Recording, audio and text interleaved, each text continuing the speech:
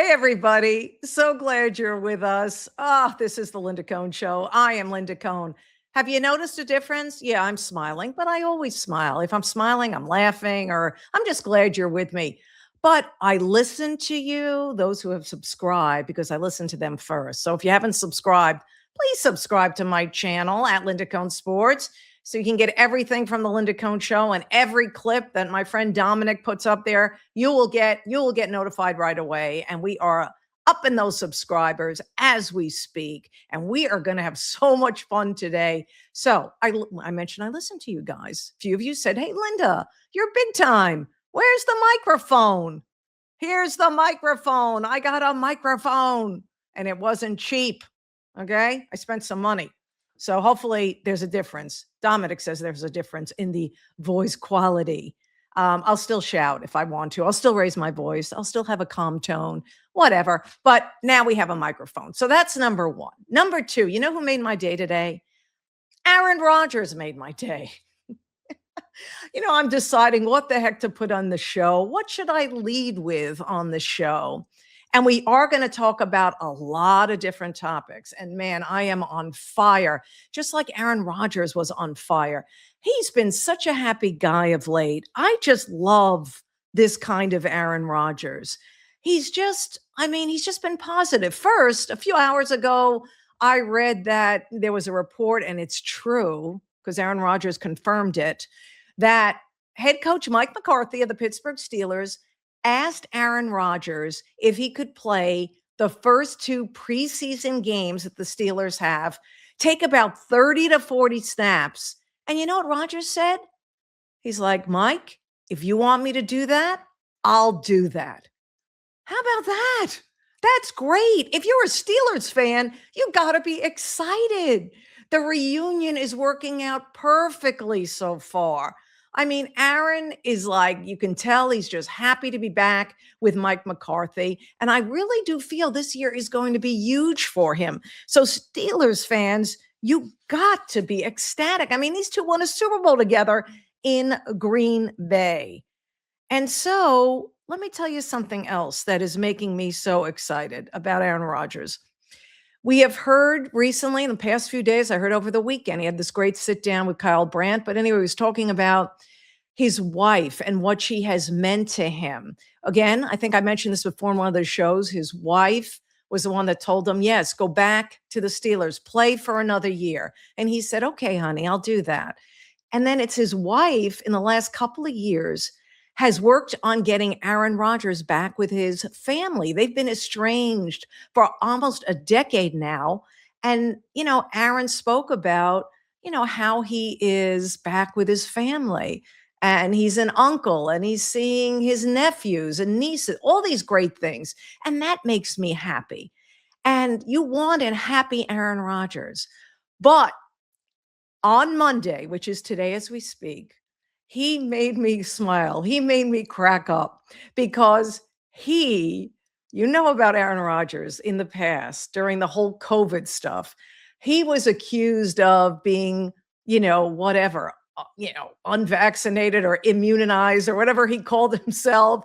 And there were many networks and many media outlets, and they know who they are, who ripped Aaron Rodgers, calling him a conspiracy theorist when it came to COVID and the vaccine and all this. So let me tell you something. Pat McAfee did not know what he was in for when he sat Aaron Rodgers down for his usual guest spot. Roll it, Dominic. And you talked about your wife saying, "Hey, have another year." Mike McCarthy being here, obviously a big deal. Can you tell us about the mindset of coming into your last season? Like, that's a real thing, it feels like, because is everything better? Is everything funner? Is everything more awesome? Like, how do you kind of view this year versus maybe the years of the past? I'm going to plead the fifth. Okay. Okay. Okay. Gotta love that guy. Okay. like that absolute coward, Tony Fauci. Absolute coward. Yeah. Aaron's back, Are baby. you kidding me? Yeah, 111 You got a times. pardon and you're in front and you pleaded over 100 times Yeah. at the White House. What are you scared of, Tony? Yeah. I thought you were the science. Yeah. I thought you were I am science, and you get up there and you can't answer a question. Yeah. What are we it, doing? baby. And how much time did the network spend at that? How much time did they spend on my responses every week, on my vaccination status, on Taylor and Travis's wedding? Yeah!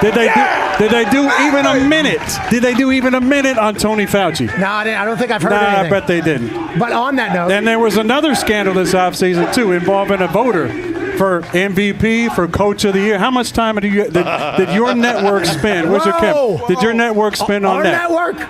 I wish I could How much time did you Go back spend? to Fauci. I wish I How could much to time? Fauci. This is awesome. Hey, Tony, go back to Fauci? Yeah. Go back to the coward Tony Fauci and science, Hold on now. who's spending the entire time writing in his diary about how fun it is to be famous. You got to be kidding me. Okay, so on that note, What are you going to say about me now? Debate him, What are you going to say debate about me him. no, now? I got no debate here. You had a 500. No, seriously, what are they going to say about me now? Now you can't talk about the COVID stuff because obviously it was made, in a lab in China. That's like not even questionable anymore. Tony Fauci is an absolute criminal. I'm on good terms with my family. I'm on good terms with my family. What are you going to say now? What are you going to say I now? want to let you know it's been a fun ride for you. I would assume over the last It's couple. been a great life and a great career. And it's nice to be sitting on this side now, especially after that coward played the fifth over 100 times. Okay. I thought you had a part in there, Tony. Why couldn't you answer one question the entire time? Okay, Why we not? have 4 minutes until the heart out. Yeah, I got 4 more minutes in it. We can keep this shit going. We can keep it going. Anything else? I got at least 4 minutes. Okay, okay. Let me tell you something. Aaron Rodgers is a piece of work. You got to love him. Whatever side of the fence you stand on, I love it. I agree. He was preaching to the choir. He has the guts to say what he means, never hesitated. Pat McAfee was at a loss for words. Notice how he kept trying to change the conversation. Sorry, Pat, not going to happen. Aaron had the floor. And how about all the Steelers fans behind him calling MVP, MVP? So this is going to be a great season because Aaron Rodgers is a happy guy. He's happily married. He's back with his family. He's glad to be back with the Pittsburgh Steelers. I really expect a big year. And I think the reunion with Mike McCarthy is going to be something special. And like I said at the top, he's already doing what Mike McCarthy is asking him to do. And, in the past, the preseason, that wasn't his favorite thing. And he's admitted that. It's not what he likes to play in and do. He doesn't think is worth doing, but he's going to do it for Mike McCarthy and the Steelers this year. So it's a whole new world. But I love Aaron Rodgers saying things that many, many other athletes refuse to say, don't say, but maybe now others will come out and say it. But a little I told you so by a guy that was accused of being a conspiracy theorist. So I love that. Well, let's keep talking about quarterbacks. As we speak at this moment, happy birthday. Shout out to Tom Brady, 49 years old.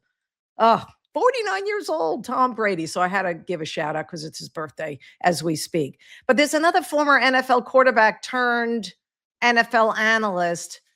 That's not Tom Brady. It's Tony Romo, and he's in big trouble. And this is the first time we're talking about what's going on with Tony Romo.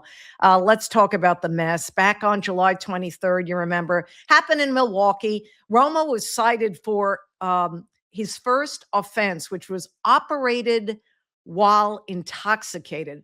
This is Wisconsin's equivalent, because this happened in Milwaukee. It's Wisconsin's equivalent of a DUI. That's what happened to Tony Romo, okay? And under Wisconsin law, if you don't know this, I didn't know it, I had to look it up. A first offense, OWI, is generally handled as a civil offense, and it's not a criminal misdemeanor. Okay, keep that in mind, keep that in your knowledge. So he's due back in court September 21st, Tony Romo. Now, CBS has since put Romo on leave. JJ Watt will replace him in the booth. That's the top broadcast booth of CBS alongside Jim Nantz, right? Because Tony Romo was their number one NFL analyst. But his poor decision-making, boy, let me tell you something. The timing couldn't be worse for Tony Romo. Why? Because it gives CBS an out to get rid of him. That's right. Yeah, remember when Tony broke into the broadcast booth? He was like on fire. People loved him. He would predict plays before they happened. People were amazed. They had never seen anything like this. I mean, this was what the talk was in the media. Everyone was like, he's a media darling. Everybody loves Tony Romo. But, in the last few years, the novelty wore off. His lack of preparation was exposed. It was glaring when he did a telecast. His analysis, it just wasn't as sharp. The crystal ball, I think, malfunctioned because he wasn't on target as much as he was regarding predicting the future in games. And it became really noticeable. And CBS execs noticed it as well. And they heard the chatter about Tony Romo. And then when he signed back in 2020, it was a 10-year, $180 million contract with CBS. A lot of his CBS colleagues, people in the business were like, wait, what? Of course, there was jealousy and bitterness. But then as the days went on and the years went on, Tony was getting, he lost that magic that he had. And so here's what I think is going to happen. First of all, I think this is the out that CBS has been looking for. It's right there on a silver platter. They have not been happy with Tony Romo's work the last couple of years. And if Tony Romo was still considered the best analyst in football, I don't think CBS would be that quick to replace him with JJ Watt. They were that quick to replace him with JJ Watt in the booth. I mean, what Romo did was clueless and potentially dangerous to others and to himself. But depending on how this plays out in court, is this a fireable offense? I don't know what his contract says.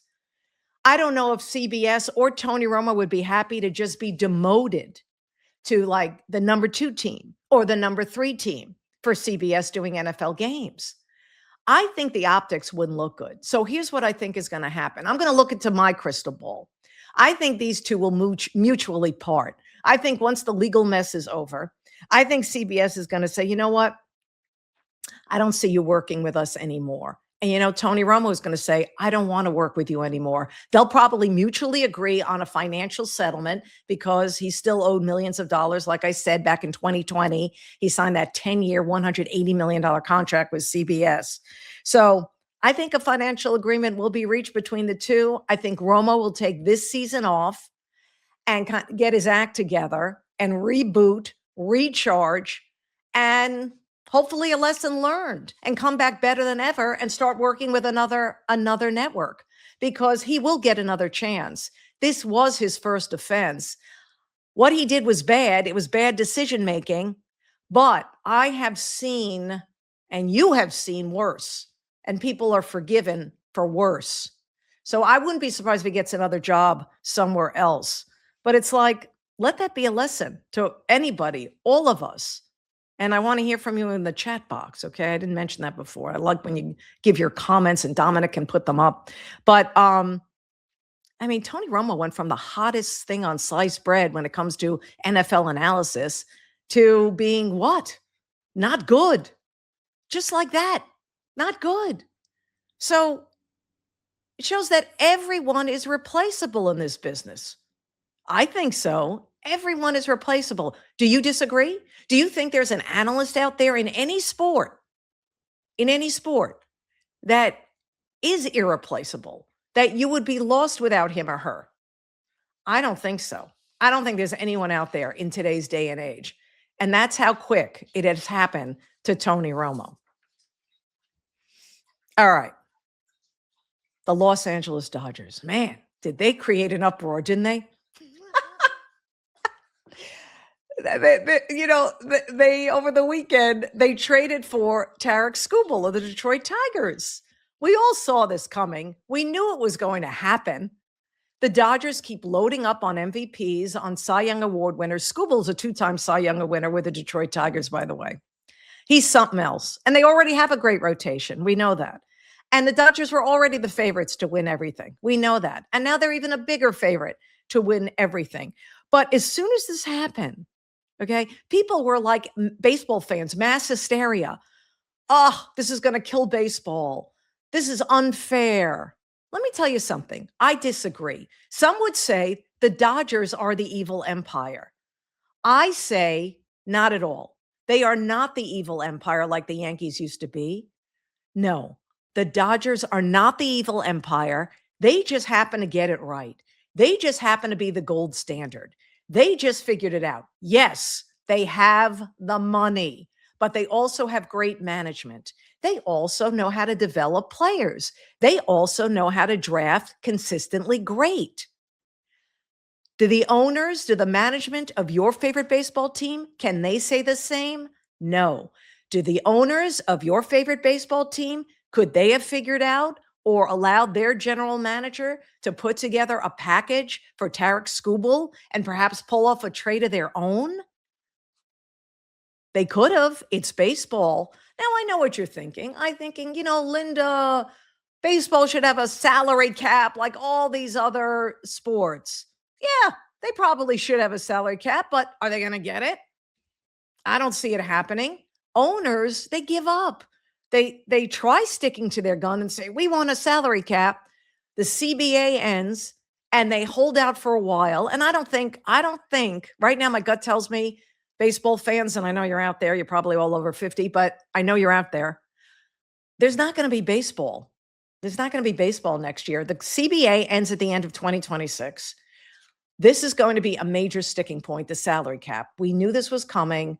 And now the Dodgers are the big bad guys. The Dodgers are the so-called evil empire. And I just don't buy it.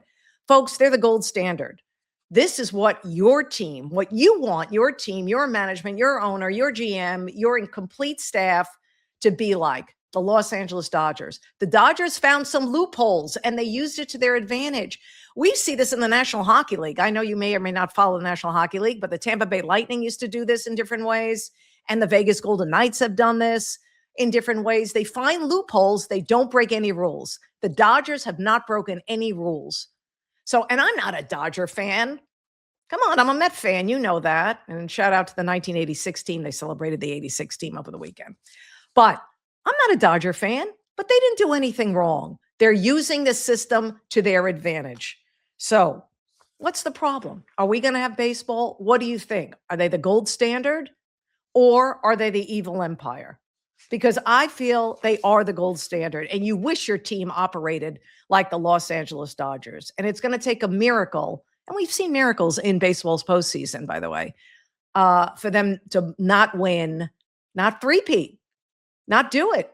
And they are all in. And I don't think, I mean, if they stay healthy, I'd be shocked if they don't go back to back to back. They're already the two-time reigning champ, and now they're going for the hat trick. And man, that Tarek Skubal is one fine pitcher. And they already have great guys, as you know. So they are the gold standard. That is for sure. All right, you know what? I tried to find a reason. I really did, guys. I try to find a reason not to talk and criticize the WNBA in this show. But they, once again, pull me back in. I'm laughing, but it's really sad. They just keep pulling me back in. I literally was like, talking to Dominic before the show. I was like, do I really want to talk about this? I was talking to him yesterday about it. I'm like, you know what? As the hours went by, I'm like, I have to. It's their fault. So let me get at it. Let me get into it. First of all, I'm going to start with an easy one, the on-court stuff. The never-ending, crappy officiating from the WNBA. The incompetence of this officiating. The latest blatant example came against Minnesota when Sophie Cunningham, of course, guard for the Indiana Fever, she took a hard elbow to the face from forward Nia Coffey. I couldn't believe her head wasn't still attached. So you would have thought, oh, there's a foul called on the Minnesota player, Coffey. Now, there was a foul called, but remarkably, it was on Sophie Cunningham. That's right. And then they went to video review. And I thought, I was watching the game. They went to video review, the officials, and I thought, oh, they'll straighten this out. It's obvious a misunderstanding. They want to get the call right, and that's why we have video. They stood over that video longer than any human should have. And guess what? Did they reverse the call? Did they make it a non-call? Did they give Coffee the call, meaning that she was the guilty party? No. They stayed with their first decision. They said, no, Sophie Cunningham deserved the foul. And Sophie's like looking up and like, are you kidding me? My issue was, unless I missed it, I didn't see Sophie Cunningham's head coach, Stephanie White, come to her aid like all head coaches should when, number one, their player gets elbowed in the face, and number two, when they did not get the call that they deserved that would have helped the team. Now, Indiana ends up losing to Minnesota. I think it was by 8 points, but this is ridiculous. Were the officials trying to send a message to Sophie Cunningham? I know she's the most polarizing player in the league, but be better. How many times do we have to say this? They are the worst officiating. It's the worst officiating I've ever seen in any professional sport. And they don't change my mind.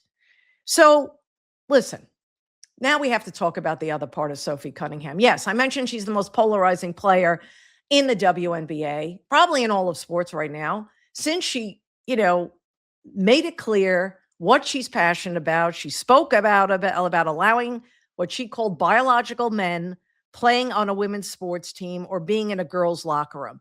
That is a safe space for women. She is against what she calls biological men being in that space. Others would call it transgender girls being in that space. But you get what's going on, okay? While this is not an issue in the WNBA as we speak, as we've heard from a bevy of coaches in the WNBA, what these coaches forget to point out, and the reason why Sophie Cunningham has to say this and why there are protests of support and protest against Sophie, we saw that in Portland, we saw that in Minnesota. They forget to mention that there are 23 states, plus the District of Columbia, I looked this up, that allow this to happen. Biological men can compete in women's sports and be in locker rooms. Transgender girls, which are also biological men, can do this in 23 states. But when you listen to these WNBA coaches, and there were a couple that spoke out, you would think this doesn't happen. You would think this was a made-up narrative. That why does 80% of this country believe in what Sophie Cunningham is saying and stating, and isn't she allowed to say it? I said that in the last show. When is that a crime against humanity when you're allowed? This is a free country. You have this free speech. You can speak up. You don't have to agree with it, and you can create and debate it, but you do not bully the person you don't agree with. I mean, isn't this common sense? Well, I mentioned the several WNBA head coaches. We already heard last week from Stephanie White, Sophie Cunningham's same coach, who apparently didn't know the difference between a man and a woman. You can just Google that and look up what she said. I'm not going to waste anybody's time on that. But Cheryl Reeve, the Minnesota Lynx head coach, this was Sunday, okay? She, first of all, pregame, had a conversation with Sophie Cunningham, and the cameras picked that up. When asked about it, of course, she didn't say she was not going to say to any of the reporters what that conversation was about, but we can guess. But then she goes to the sideline for this game against Sophie's Indiana Fever, and she's wearing a shirt under her blazer that reads, "Trans girls belong." Trans girls belong. Now, Sophie Cunningham never said trans kids don't belong. She never said she was against trans. She has repeated that multiple times. She just said those who were born male should not be in women's spaces. Now, the head coach, you're looking at her, Cheryl Reeve in Minnesota, said this before the game on Sunday. She mentioned and accused Sophie of using, and others, of using a narrative that said transgender athletes are the biggest problem in sports. Sophie Cunningham never said transgender athletes are the biggest problems in sports. Not true. Reeve also said transgender athletes should not be excluded. And that's not all she said before the game in which the Lynx played the Fever. Roll it, Dominic. More and more transgenders in our country as years go by. There's going to come a time. I've encouraged, just years ago, I encouraged the WNBA leadership. What's our stance? What are we going to do when this occurs? Are we going to be ready? Are we going to be reactionary? And so I think it would make sense for our league to be leaders in this space. So she wants leaders in this space in her league. She's been talking about this for a while. As we all know, this situation has not affected the WNBA. And that's why a lot of WNBA coaches are saying, why are you even talking about this? This is not affecting our league, the WNBA. But look at Cheryl Reeve. She thinks it's going to be affecting the WNBA, and she's been talking about it for a while. She just said that. Also Sunday, following Cheryl Reeve talking about how she felt, and she told her thoughts to the media, the coach of the Golden State team, the Valkyries, okay, she was asked, her name is Natalie Nakase. And Coach Nakase was asked by reporters where she stood on this issue. Roll it, Dominic. For me, sports is about belonging. It's about inclusivity. It's about allowing everyone to be their authentic self. I'm big on that just because I have been criticized for my height, for my ethnicity. I've been in those "you shouldn't belong here" many times. And for me, I don't want that space, especially Golden State, to ever feel like that. So I'm all about women, little girls deserving to play, and that includes trans women. So I'm all about inclusivity. Okay, I don't get the height thing and all the other comparisons to it, but I think many of these coaches got the same memo. We have some WNBA head coaches not talking about it all. We have some averting the subject, like talking about something else, at least kind of speaking on it. And then we have several coaches that you just heard here. And I bring this out on this show because I'm just trying to understand. Did they all get the same memo? I don't understand. Aren't they there to protect women's sports? Didn't they fight for that? What's going to happen if, as Cheryl Reeve, the Minnesota coach, thinks it's going to happen when this issue really approaches the WNBA? And they're going to have to figure this out and make a decision. And until that happens, I don't think this is going to change. I don't think their stance is going to change. It's easy for them to say now, because it doesn't directly affect them, that inclusivity is all that matters. Isn't sports about competition, earning a spot on the team, right? Working hard. Young girls, young women in sports have had to work so hard to be acknowledged, to get scholarships, to get equal pay, to do all of this. And it really would be a shame if things change, because women have really come a long way, baby, as they used to say. But I don't understand. I mean, help me to understand, as I like to say. Help me to understand. Am I wrong? Am I crazy? I don't know. But I wanted you guys to hear what these coaches had to say. You already heard what Sophie Cunningham had to say. These coaches have their say. Will this change? I mean, let me know. Let me know in the chat box, if this interests you. But still, the officiating sucks in the WNBA, first and foremost, the stuff on the court. Okay.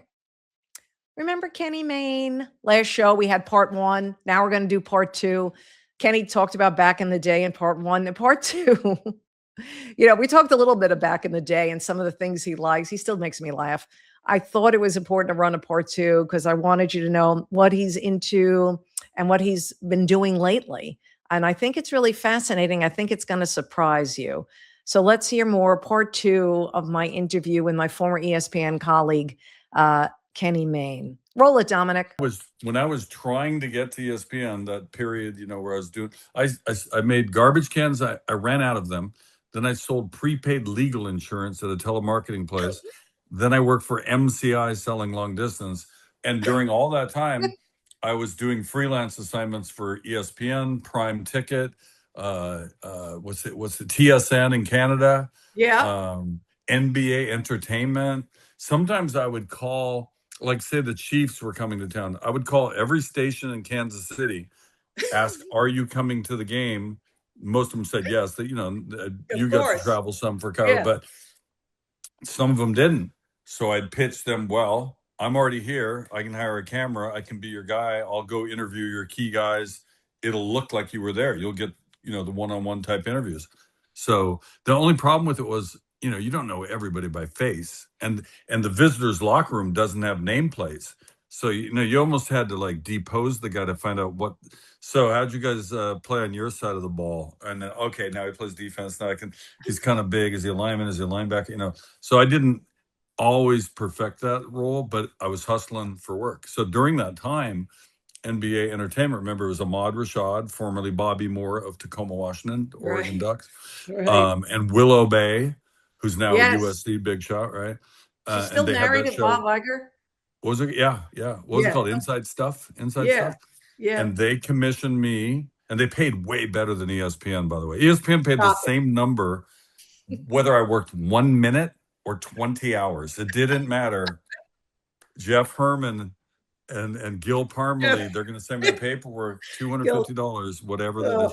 So I got sent to the Coliseum for Ahmad and Willow show. And Jeff Ament of Pearl Jam and Sean Kemp of the Sonics were making a poster from, remember the Costacos brothers? They made all the cool posters. Yeah. And I did a story about their relationship and interviewed them about the shoot. And that's kind of how Jeff and I became friends soon after that. Okay, cool. And those were good days. Yeah, they were great. They were scrappy days. I was like hustling I'm kind of doing that now, to be honest. It's like I've come full circle where I'm in better condition to afford to do that. But it's not like, we're not tycoons over here. I still want to bring in more just to, stay afloat, but also to be active, mostly to be active, honestly. I want to get to that because you're doing some really great things, post ESPN, and you have been doing great things. I had mentioned, of course, the podcast, We Need a Fourth with Cooper Manning and Brian Baumgartner, fun stuff but I really want to hear more about, your Run Freely Foundation, how long you've been doing that, and why is that important to you? Yeah, so it's runfreely.org. Not that I shouldn't mention my greeting card line, which is love. I was going to get to that. But I wanted to do the charitable thing first. So I wrecked my ankle at Oregon. I was a junior at UNLV. We were getting beat at Oregon. Oregon was pretty good that year, actually. Reggie Ogburn at quarterback. And this is 1980. This is a long time ago. So I'm in at the end. Game's over. It's 30-9 or whatever the score was. But I call one more all-go route. Why not? It's raining. Terrible. It's kind of slipped. Just as I let it go, some idiot comes from my blind side, sticks his helmet on my ankle. And so the players, the game's over now. They're shaking hands. They're picking up cheerleaders, doing whatever. You're lying there? I'm literally on the ground, like this. There's a picture of it on the website. If you go to runfreely.org. We'll put it in the interview. Yeah. And I came back and played one more year, but I had a fracture dislocation, which is not a great injury to get. I remember the defensive coordinator gave me a scotch and water on the airplane back to Vegas and had surgery the next day. I'm wondering, was it wise to get on an airplane right after a broken, like a fracture dislocation? Maybe medicine was different. People were tougher back then. People were tougher back then. So I come back and play the next year, and I already told you the Seahawks thing. That's a long time ago. When you're 20, 21, you can't do stuff doesn't hurt the same way, right? But every decade I had bone spurs taken out and metal in and metal out. I had all these surgeries. And by the time I turned about 50, it was in really bad shape. Like so bad, I was not joking considering cutting it off. Like it hurt every day. Really? Right? Mm-hmm. I'm taking pain pills, the whole thing. I found a great therapist in Kirkland, a guy named Nino Pribic. And I found a leg brace in California from a guy named Marmaduke Loke, okay?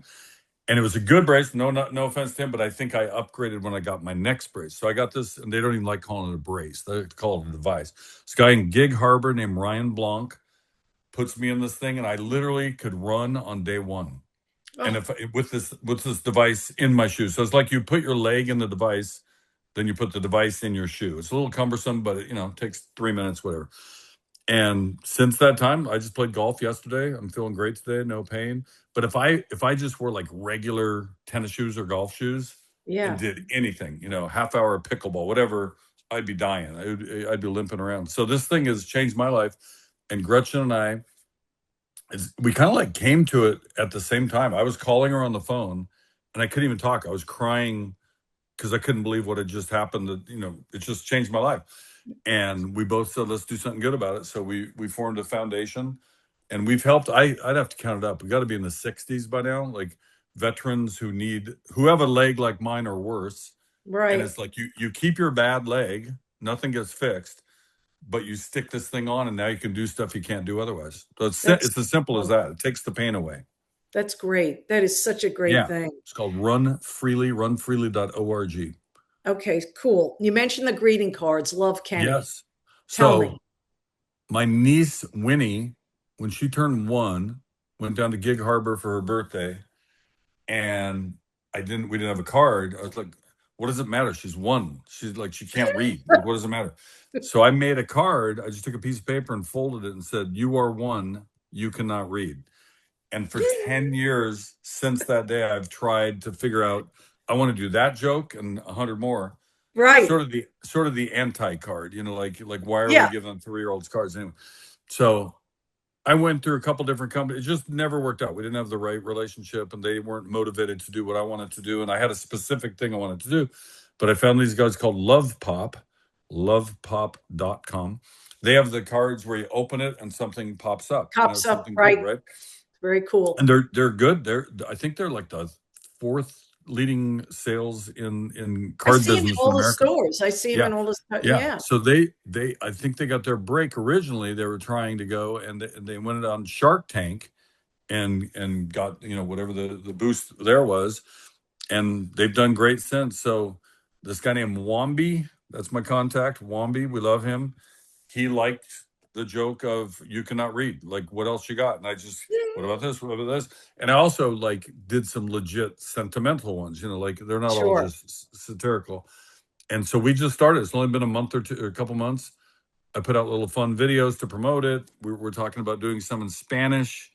Hopefully they give us a long runway to kind of take off. People don't even know about it. I'm telling, sometimes people ask, what are you up to? What have you been doing? I always mention the podcast and some other projects. And then, I got a greeting card thing too. I mean, it's quirky, but it's really fun. And I'm having a blast coming up with them and also coming up with the bits to kind of promote it, right? We just shot a focus group with some 2- and 3-year-olds. We pretended that they had snacks at focus groups. They always feed them something. We're having fun, and hopefully one day people know more about it, and the 55-year-old women who buy all the cards buy the hell out of them, and everybody wins. Yeah, it is so perfect for you because you get to be you share your humor, and like you said, it's not always all funny, but it's like the real Kenny coming out in something that does good. Yeah, one of my other favorite ones is just bluntly, it just says, you look pregnant. That's the whole card. So just imagine you got family or your friends or younger friends going to the baby shower, right? Everybody who goes to a baby shower, a maternity thing, or a bridal announcement or a birthday, right? Don't you all want to have the greatest gift or the greatest card, one or the other, right? You want to be, hey, they saw my card, So hopefully it appeals to people who want to bring, some humor or something different to a party. As long as it's that kind of party. You don't want to be sending that card that says you look pregnant at a party that has nothing to do with someone having a baby. Don't do that. In fact, I just saw a clip. I can't remember. It was from a movie series, something. It's a couple talking to a woman and going on and on about her baby, and they're and she just says, I'm not pregnant. And she just walks out of the scene. It was uncomfortable. Never right. say anything about a woman being pregnant unless your wife has already said it's true or the woman says it out loud. We've all should have learned that by now. Two things before I let you go. First, oh, by the way, the Seattle Seahawks won a Super Bowl. Yeah. Where were you when that happened? You know, I mean, it's like, It was a weird occasion for me. I went to San Francisco to play in a flag football game to support Run Freely, right? I played with a right. whole bunch of veterans with missing arms and legs and against ex-NFL players. We play this flag game almost every Super Bowl. We skipped a couple, but we've been doing it pretty consistent for about 10 years and sometimes during the rest of the year as well. I was trying to get into the game on the coattails of my boy Kevin from The Office, Brian Baumgartner, because he was Yes. there. He had like a big promotion with, is it Ramp? Was it Ramp? Is that the name of the company? I think so. We never connected. Maybe I was never on his short list anyway. I really can't tell you. But I wasn't going to spend 10 grand or whatever it was for a club, you know. So we played the flag game, and I was just going to be in town, run into some friends, watch the game somewhere. Some guy who played for the Patriots, his name's escaping me, hit me in that flag game with like 2 plays left, and I tweaked my knees so bad that you've been to San Francisco, right? Nob Hill, right up on top. Yes, everything's a hill. It hurt so bad, and it was swelling. I had to take an Uber to go 400 yards up a hill, or not even 400, probably 200 yards. I couldn't walk, So I watched the game from this little bed and breakfast type of inn. There was a great place right by Nob Hill, right below it, and cheered the Seahawks on pretty much by myself. Then some random bed and breakfast people come in. They don't seem to care about the Super Bowl, but the game was on, so they stayed with me. But I was thrilled. That was my Super Bowl experience. I got to go to the House of Nanking, my favorite Chinese restaurant, and cheer my home team on, and they played great. They had a great season. I had predicted they'd win like 10, and then who knows from there. Like I think it's almost silly to really play it all the way out. It's just like, well, who's going to make the playoffs? Because once those start, doesn't hurt to have home field. Having that advantage always helps. For sure. All right, before I let you go, my friend, I texted you this picture. I said to my producer, Dom, when we promote that you were going to be on the show, we must use this that's picture. Terrible.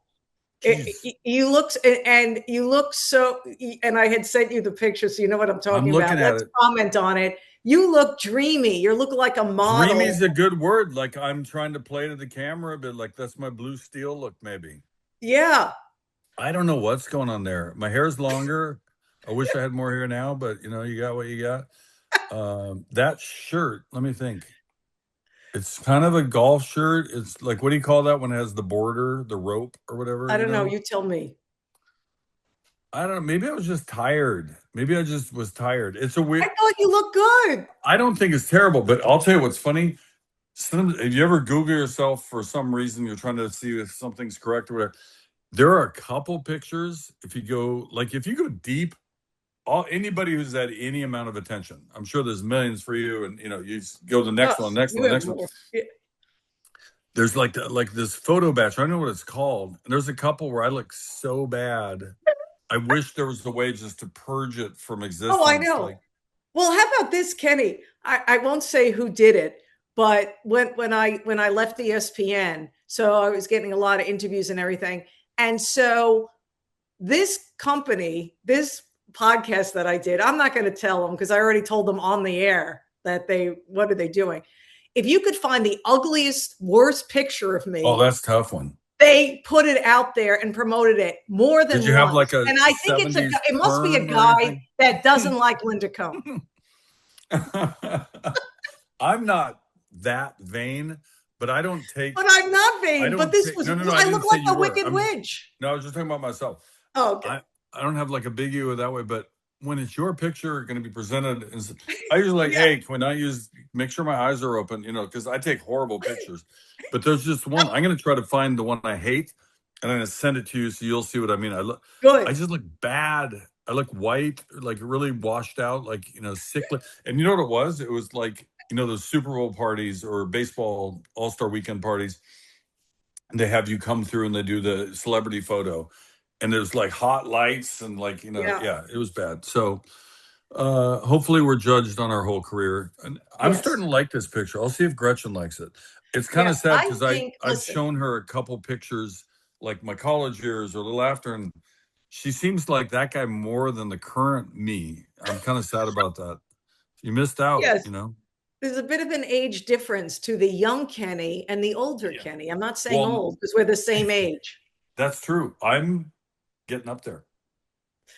No, we're going backwards, Kenny. I always like to say that. Yes. And you found your miracle leg thing. So Yes. it's a game changer. So there you go.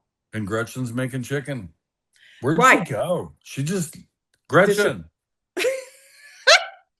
I could starve. I could perish for doing this. All right, It's I'm going to almost let you go. 9. I know. Is there I don't anything like else? eating dinner at 9. I'm a 6 o'clock dinner guy. Oh 6:30. gosh, I'm I in don't bed like by now. 9s. I'm in bed by 9 nowadays. Are Hey, you kidding when me? I go out to the west, because I'm mostly in Connecticut, but when I go Yeah. back to Seattle, and I've been there a lot actually recently. I stay on the East Coast. Like I try to be in bed 9:15, 9:30, but I'm up at 5:30 or 6. Which Yeah, feels great. me too. I'm always up early. That's because of Babs. She wakes me up. Yeah. My dog. Right. Exactly. I think we promoted everything that needs to be promoted. Is there anything else you would I like could talk to? about my failed projects. There's a difference between Only failing. positives here. Yeah, no, but I'm not gonna. I've said I'm not gonna stop trying until the last guy says no. I think that Nick Zito, remember the horse race trainer? Yes. He famously said he was getting kind of grilled for never winning the Belmont Stakes. Yes. You always finish second, and he's up there, and he's kind of like, well, second's not that bad. And he just pauses, says, you know what? You can't even lose if you don't enter. That's just like a great mindset. I Right. feel like that's how I live my life anyway. Like, I don't give a fuck how many no's I get. Like, so what? They say no, because there's Yeah. that one guy or that one girl. And if they say yes, then you get to do the thing you're pitching. So I made that movie I told you about called Wiffle Ball. Yes. It's about How a day far with, can you throw a wiffle ball? it's not distance, it's speed. Ooh. We think the wiffle ball speed measuring equipment at the Seattle Science Center in 1989 I was love not the Seattle high Science quality. Center. Yeah. I love that place. So I'm trying to get that still off the ground. One day there'll be that guy or that girl. If not, I'll die trying. Like I think it's great. Failure is actually beneficial in a lot of ways because Yeah. it's cliche, but it makes you appreciate it when something Yeah. else succeeds or that thing succeeds. But we're constantly thinking of stuff. Right. Gretchen has ideas for businesses like every 5 to 10 minutes. We could be That's great. trillionaires. We're gonna go past Elon Musk. Okay, we're going right by that bastard. That's a good goal. That's a very good goal. And then we're Realistic. giving it away, but we're going to give it away. That's the difference. That's different. Right. All right. This has been amazing. We went everywhere and Where's the chicken? Where is the chicken? Dark or Gretchen, white meat? How long is the chicken cooking? What do you? On. He was obsessed with dinner. So we figured we'd let it go right there. But how about those greeting cards with the pregnant thing? That cracked me up. Anyway, yeah. So follow up on that. Anyway, I thank Kenny for his time. That was great. Okay, Dominic, come on in here. Where are you? All right. Hey. We are still here. We are live. We are doing it. Let's do some fan questions. See what you got, Dominic. What do you got? Yeah, we have some. Yeah. What are you wearing here? What's this look you got on? What do you? So what this do you is have going Pirates on? hat right here, Charlestown Chiefs. Actually, the Paul Newman, Reggie Dunlop shirt. All right. So representing Okay. Paul Newman, All my all-time favorite actor, and I love the movie. So why not? So Why not? that's We what should, I'm we should rocking. have a segment. What is Dom wearing today? A lot of fashion faux pas in that one. I'll tell you that much.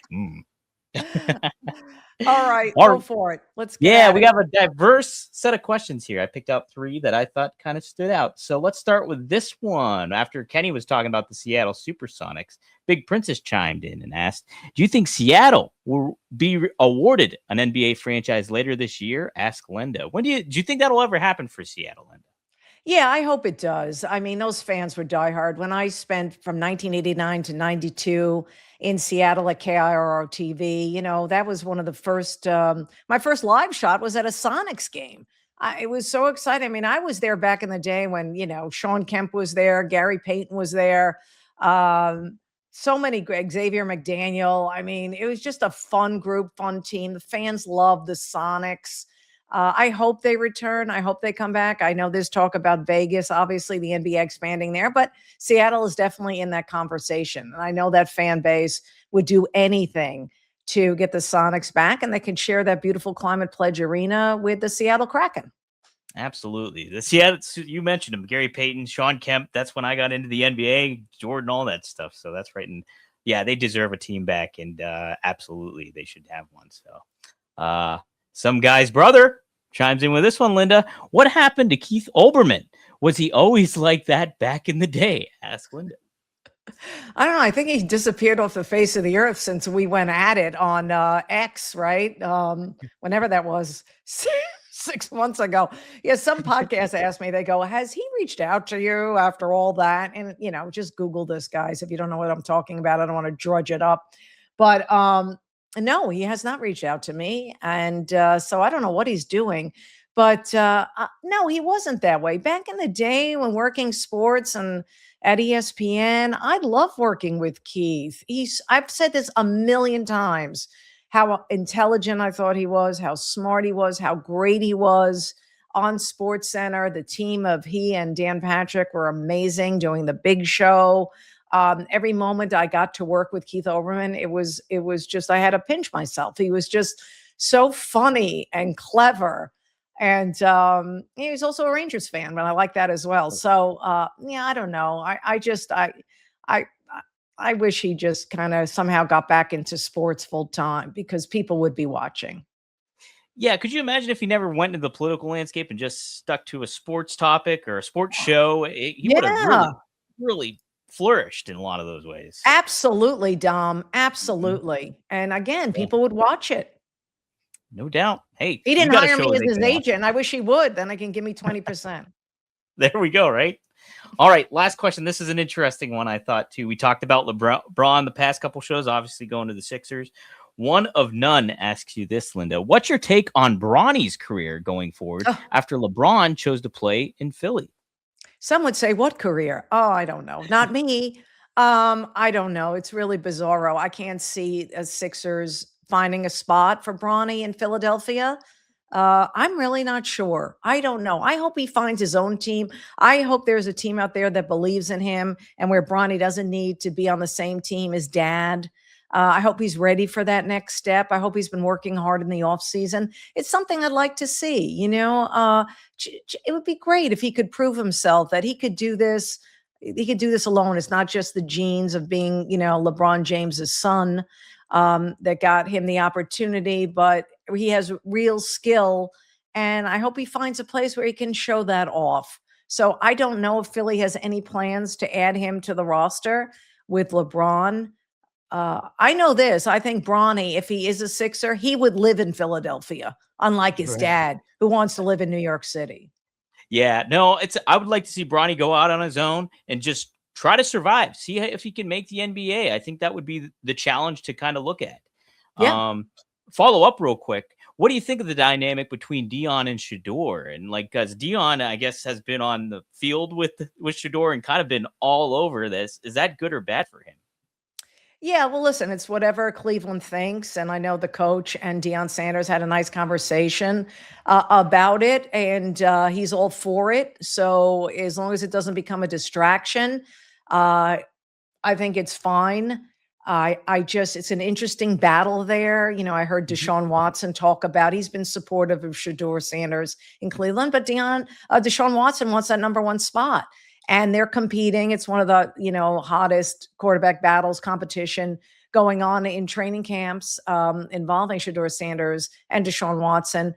And there was some talk, I heard Deshaun Watson talk to the media, I think it was Sunday, it was over the weekend, and he had to address something regarding that he didn't like playing for Cleveland or living in Cleveland. And he had to tell the reporters that's not true at all. This is Deshaun Watson, as I go off on a tangent, because Deshaun Watson really wants this job. And Deshaun Watson is trying to tell reporters in Cleveland, I think Mary Kay Cabot had this report, that he loves Cleveland and he loves the people of Cleveland and he loves the city of Cleveland. And they've made a home in Cleveland. So he tried to deny any rumors that he didn't want to be in Cleveland. It's going to be interesting to see.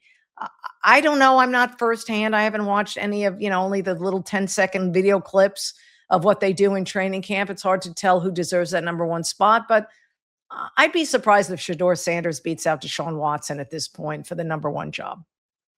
I agree with you. I think it's going to take a few games, but I don't think the way Deshaun's been playing in training camp and early on, I don't think he's going to survive the season for sure. I think they will give Shedeur a shot at some point, but I'd like to see it. I'd like to see it. But a lot of these teams, a lot of these coaching staffs play it safe. And, they don't want to throw Shedeur. Listen, he's still young. You don't want to throw him into the fire just yet, even though he got some opportunity last season. Let's see how it goes the first 2 or 3 games with Deshaun Watson, and then get back to me. I can tell you this much. I have a buddy that's a diehard Cleveland Browns fan, and he is not for Deshaun Watson whatsoever. He wants him off the team. Yeah, he saw enough. I don't blame him. I mean, but we don't know. Maybe he's improved. Maybe he's got some of that magic back he used to have. Who knows? We haven't seen it. I know training camp doesn't mean anything. Preseason, for the most part, doesn't mean a lot either. I'd have to have a front row seat to see what's really going on there. Absolutely. Right. Ugh. Who wants to be front row seat in Cleveland, though? No offense, guys. You just offended them. Okay, Oh, Dominic D'Angelo, all right, you just done. said it. I did not say it. Anyway, all right. So, all right, guys, that's it for the show. A lot of fun stuff. Hey, next show, which is Thursday, I am going to have a surprise guest, and he will be a staple on this show. I can't wait for you to meet him. And I'm going to keep it zipped up for now. So be on the lookout to my social media posts and clips. But anyway, putting a bow on this one. If you haven't already, I know it sounds cliche, but like and subscribe and share. Let people know this show exists. Let people know I do have hashtag total freedom and I do speak my mind. And you heard it at the first half hour of the show, stuff you've never heard from me before. So if you missed anything, just go back to the beginning. You know how to do it. So please subscribe. Really appreciate all of you. And I'll try to get and answer all of your comments. I do love when you chime in. And I do love when you give me feedback. And thank you for the advice about getting a microphone, because already I feel like a podcaster person. Hopefully you don't rip the camera. Okay. Well, I don't know if we should work on the camera yet or not, but one step at a time, people. Anyway, thanks for joining me on the Linda Cohn Show. And we will see you on Thursday. Okay, take care. Have a great day.